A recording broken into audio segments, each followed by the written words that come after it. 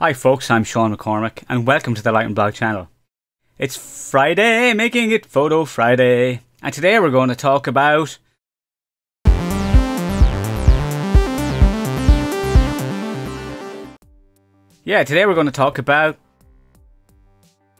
my new favourite lens, or how to create a cool effect in Photoshop, or how we could do more video as photographers, or time-lapse, or car trails, or having fun with tube lights, or what am I going to talk about today? Oh my god, what am I going to talk about today? It's great having the channel, it's great doing stuff all the time, and I actually love taking the time to talk about stuff that I'm doing on camera. Something I've gotten really comfortable with, you know, and initially there was audio problems and stuff like that, but I'm working through the channel and I'm hitting, you know, I'm getting a couple of hundred views each time, which isn't really a whole lot, like, you know, so I would appreciate if you could share this. So what am I going to talk about today? Well, what would you like me to talk about? I want to do stuff that you're definitely going to come back and see, so I do need your assistance on it, so please comment below on stuff that you want to see. But I am actually going to talk about my new favourite lens. Something I've wanted for a long time. I even mentioned it in an old video, my 2-lens video, and that is the 56mm Fuji. And I've wanted it for so long, since it came out, because even back when I was on the Canon system, even though I had loads of lenses, there was 2 lenses that I used all the time on the Canon system, and that was the 17-40, which is an f4 lens, and I would use that for architecture, for landscapes, cityscapes, just general stuff around the place. It was a great lens, pardon me, and I just loved it.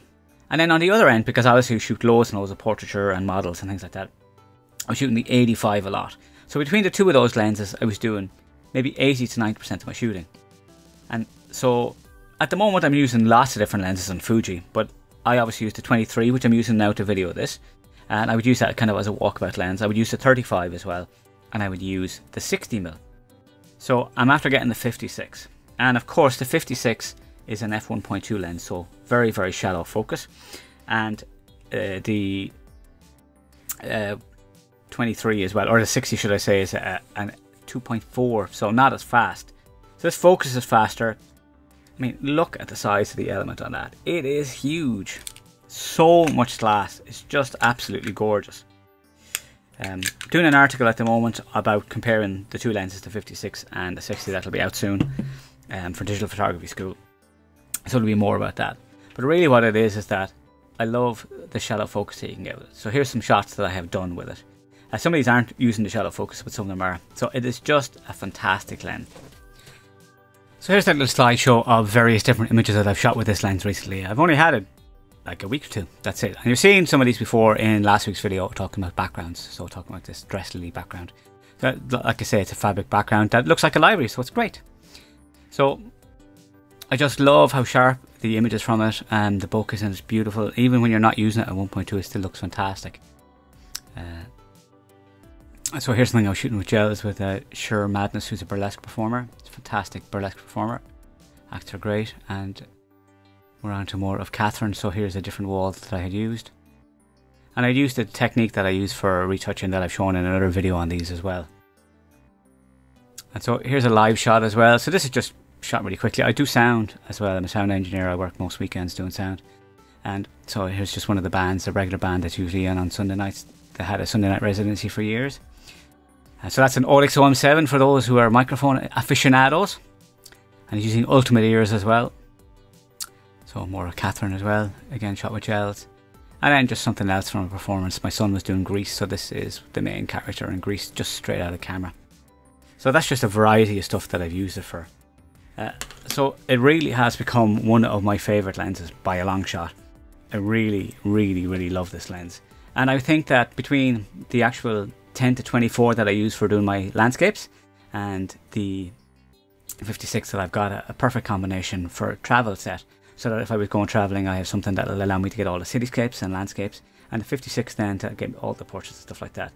So I feel like I've reached a stage where I have a set of lenses for Fuji that I'm happy with. Now I have tons of lenses, and I should really do a video about the lenses, because I have the 10-24, the 18 to 55, the 50 to 140, and then I have the Samyang 12mm, I have the 18mm Fuji, the 23, the 35, the 56, and the 60.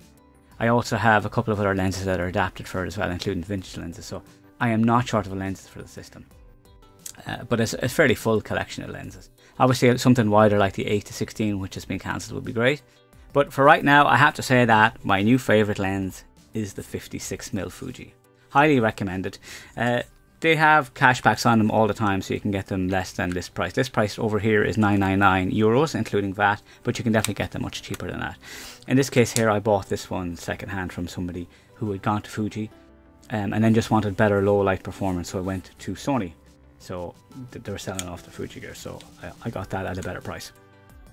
So folks, thanks a million for watching. Obviously subscribe if you haven't already, and hit the notification bell if you'd like to get notified. Yes, hit the thumbs up if you like the video, and please, in the comments, let's talk about what you'd like me to do. You can see my work in lots of places. Obviously on Instagram it's personal stuff, but I also have the Solo Lumo account on Instagram that has my model work on it. If you want to catch some of my landscapes, it's skywaterland.com, which I haven't really updated recently, but it'll give you a feel for the landscapes that I do shoot. And please do come back. If there's anything you'd like me to talk about, how I did something, let me know, please. Alright, thanks a million for taking time to watch this, and I will see you in the next one.